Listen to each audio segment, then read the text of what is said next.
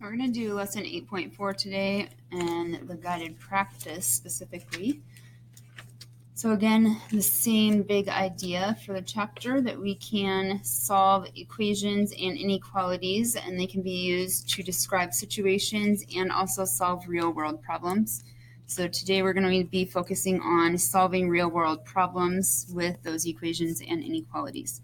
So if you turn to page 30 and look at guided practice number 1, it says on Monday, Wendy had some leaves in a collection and she was making for biology class.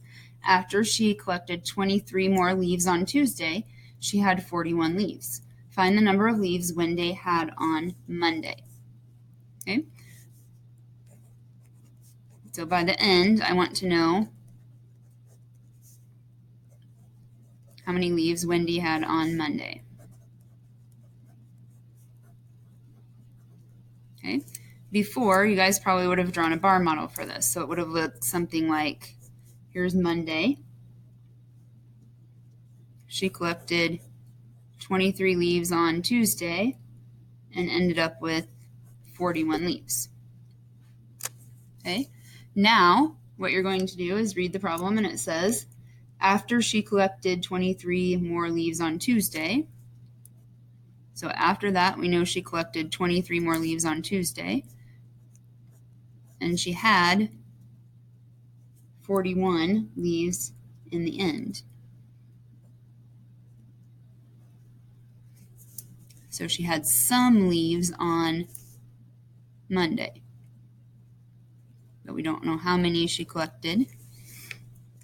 Okay, so we know some plus Tuesday equals the total. So we can solve this by substitution or balancing. So remember, balancing, what you do to one side, you have to do to the other, and you need to treat it like a balance. So whatever I do here, I need to do here. Otherwise, my balance will become uneven. So that cancels out. So S will be equal to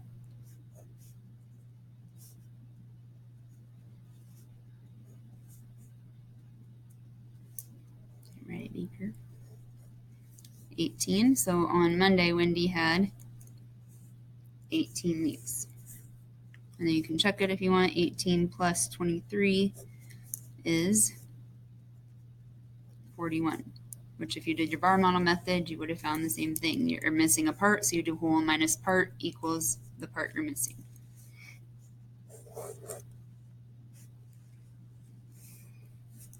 Okay, and if you look at number 2, it says write an algebraic equation for each problem, then solve. So we need the equation and the solution.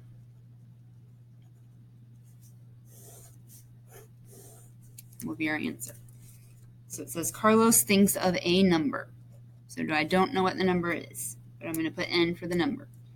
When he adds 17 to it, the result is 45. So Carlos thinks of a number, he adds 17 to it, and the result is 45. So essentially, I just took the words from the word problem and converted it to symbols. Okay, so my equation should be N plus 17 equals 45. And then I need to solve it. So you can either balance or use substitution, whichever you prefer. I'm going to use balancing because then I end up with my subtraction problem right here. And this isn't a math fact I know right off the top of my head. So N is equal to 28, which is the number Carlos thought of.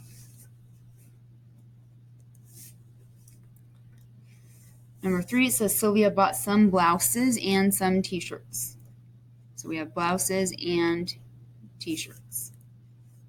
She paid a total of $63. So we know the blouses and t-shirts cost $63. So we have 2 variables right now. It says the t-shirts cost $29.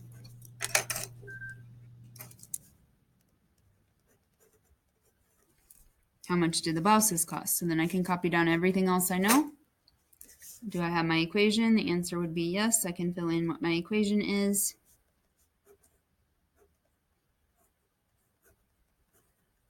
And then I can solve it with balancing by subtracting 29 from both sides. So B would be equal to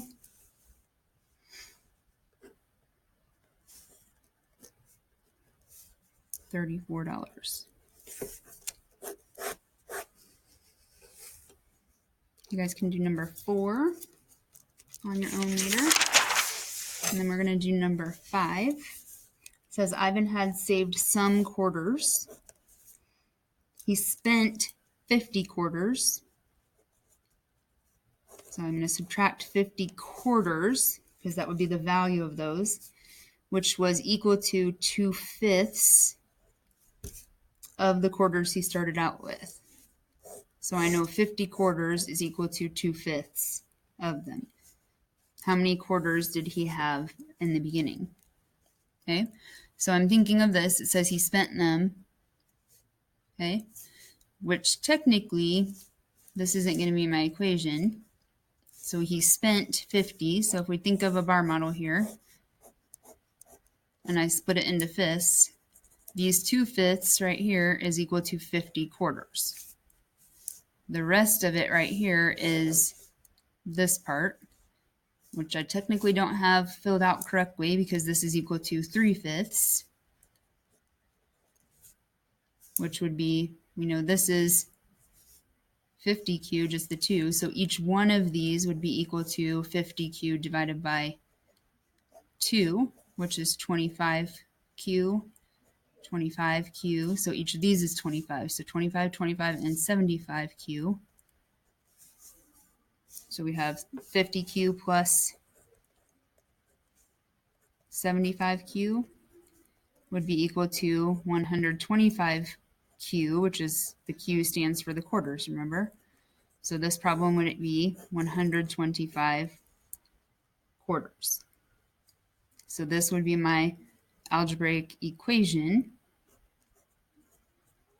and then this would be my solution. So you're going to finish number 4 for your work, and then whatever else your teacher has assigned.